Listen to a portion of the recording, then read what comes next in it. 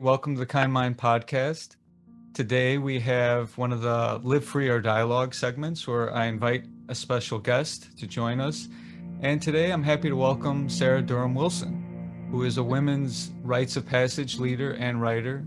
She's taught courses and led retreats for thousands of women over the past decade. And Sarah previously worked as a rock music journalist in New York City with stints at Rolling Stone, VH1, GQ, Vanity Fair, and culminating as an editor at Interview magazine. But her first book is called Maiden to Mother, and that was released earlier this year by Sounds True Publishing. And we're going to dive into some of the themes in her book today. And definitely ran around for 30 years without any sense of having been mothered, any connection to the earth mother, any connection to the great mother, living a life that felt really fruitless, aimless, small, and just a nagging sense that there was more and there was something missing. All this repressed feminine in my body in women's bodies, body of the world, men's bodies, everyone, all in between this spectrum of humanity, are this feminine in us that's been repressed in our bodies and the earth, and it just erupted in me. And while it was the answer as far as the missing idea of the mother as goddess and mother as earth, it still wasn't the mature feminine I needed to step into at that age in my 30s. And I could sense there was something much deeper in us that we were meant for.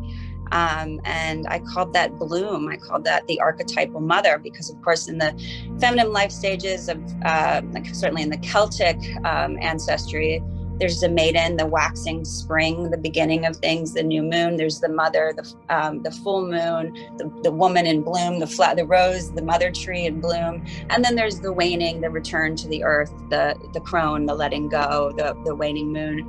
And without the strong feminine mother, she would never bloom. She would never mature, ripen, And I started to kind of track these buried rites of passage buried around the time of the goddess about almost 5,000 years ago.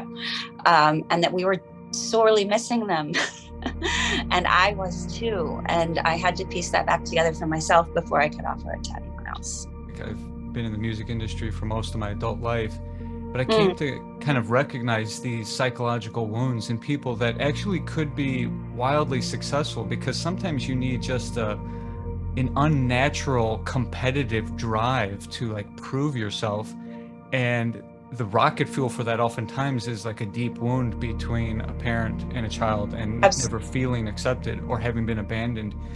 And so I always struggled in the industry because I couldn't find those modes of operation.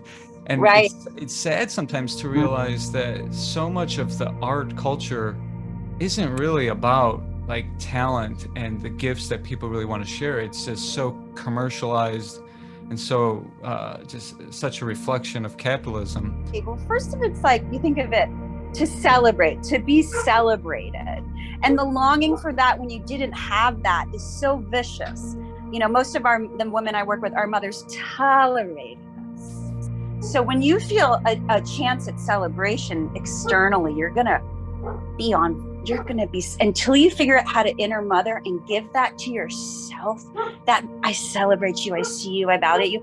If you don't have the tools to do that, which most of us under patriarchy haven't, it's all, externally source everything, and consume. So when you don't have those tools, if people are validating you on the outside, that's going to be an endless drug, So then the other thing is, though, you lose your celebrity when you stop selling, because then S-E-L-L, celebrity. So you're only worthy in celebrity when you sell.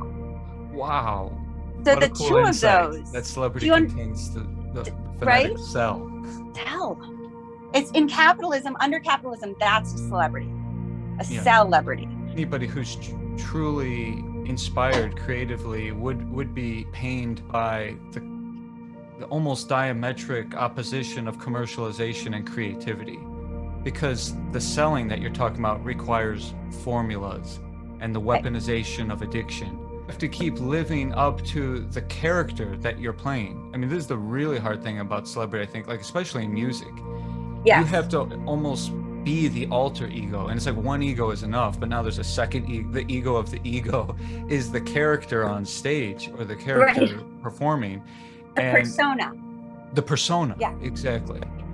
I invite you to read Susan Sontag's work on aging women, and it's dated, it's not intersectional, but it is for all aging women, how the terror of becoming, invisible to the patriarchy, and how long they try to put that off, because invisibility to the patriarchy, to a patriarchal woman, means death, right? Mm-hmm. And so if that's all your value, that's it. Your worth is your looks. What happens after that is a crisis. That there is a relationship between one's psychological growth, maturing, blooming, like you said, and the acceptance of whatever the natural process is of aging in life. So, for example, I think for the most part, as we go through school, we don't really lament in high school that we don't look like kindergartners. And in college, we don't really, try to be children. But that's often where adults just stop their evolution in terms of maturity. They just plateau there. And that's also, there was a study done that shows the only age that people actually want to be, and this is for men and women, is 21. Anyone younger wants to be older. Anyone older wants to be younger. Like 60-year-olds would like to be 40. The story is called Forever 21. They took it from that psychology. And so slowly decentering our looks was also terrifying for women doing this work. Who am I without this? Which is the work I do with my daughter. Whenever she focuses, as the culture does, on her exterior, I bring her back to, who's this person? Because this is going to change all the time, and it's completely subjective in everyone else's eyes. But this is, this, and this is actually what makes you beautiful, and this is what's going to last. And she focuses on inner beauty, because she is a knockout, but it's, like I say, it's the least interesting thing about her. You need to let the old life die and find the gifts down here in the grief and the only through stopping and looking at what we've done and grieving how we've lived and grieving what we've done, and to ourselves, each other, the earth, and looking at what we need to let die in us, letting it bleed out, these old systems, these old ways of being. And that's why everyone is just being asked, slow down, stop, pause. I don't know anyone who isn't getting that. Slow down so you can hear, see, listen, you know what I mean? Like feel and find a new way. The dark serves to do that. The dark slows us down. And we're from the dark and we'll return to it. It's mother. So the bones of Maiden to Mother work is embodiment. Like we fled our bodies in Wounded Maiden.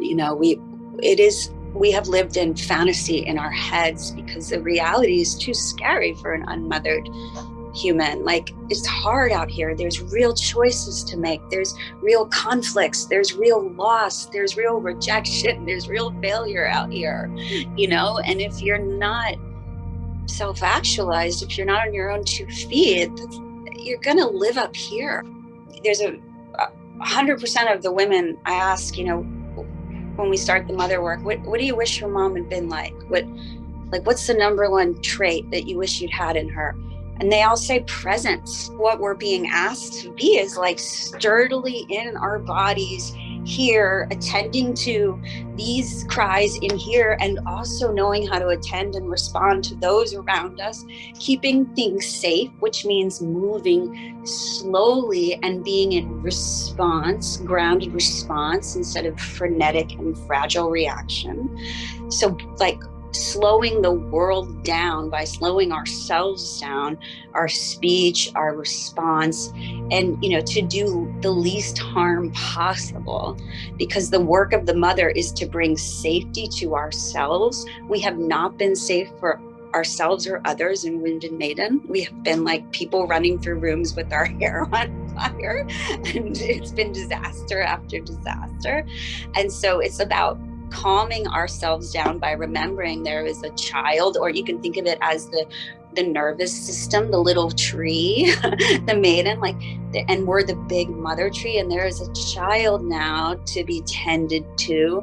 There are roots of our body to be unfurled deeply into the earth and return to that natural pace and that resource, receiving, being nurtured, the giving and the receiving that comes from our energetic state, like a tree offering her apples, her shade, her wood.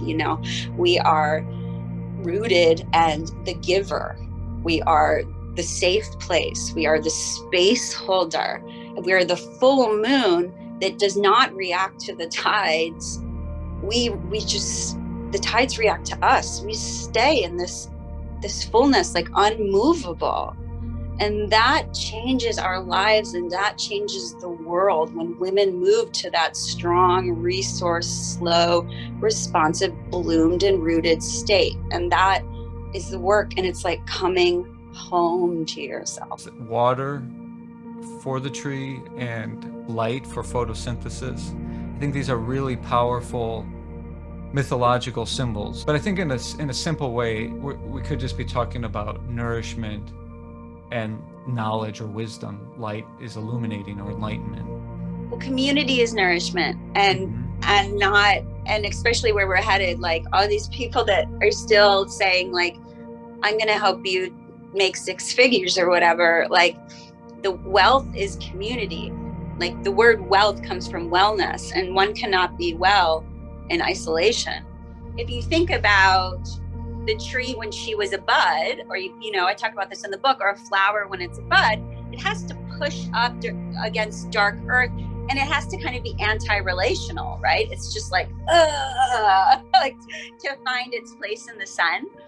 But then when something is in bloom and self-actualizes, it finds its gift, and it becomes part of the community because it offers the gift to the community, the way the flower pollinates, or the tree offers her oxygen and fruit and shade or whatever. And then she's become very relational. In fact, mother is the most relational state because, yes, she needs the soil, she needs the rain, the bees, and so then we become part of this interdependent web that the mother is trying to get us back into. This interdependent eco-consciousness instead of this patriarchal individualized consciousness. And you said in the book something that really resonates, that life happens to the maiden and through the mother. That represents, I think, a powerful shift. Because in the analogy of the tree, it's vulnerable in the beginning. When a tree sprouts, it can get stepped on, it can get eaten by... Yeah. Well, that's why it needs protection at first, like children. Right. Is there any closing things you could say about this journey out of the underworld? It involves taking these steps of steel, like the ones you take when you're crossing a tightrope from skyscraper to skyscraper, or when you're leaving a burning building with only what you love, or when you're walking, when you need the faith to walk across water, or the grace it takes to trust a staircase you can't see. It means you have to, once you let the maiden in you rest and die enough, and the mother in you breathe and rise enough, you have to start taking steps out of that burning tower, because you've waited long enough and no one is coming to save you. And this is the moment you get to see what you're made of. And I think you're going to be overwhelmed to see how capable you are once you start waking that mother, queen, warrior, lover that's been waiting for her moment to rise in you.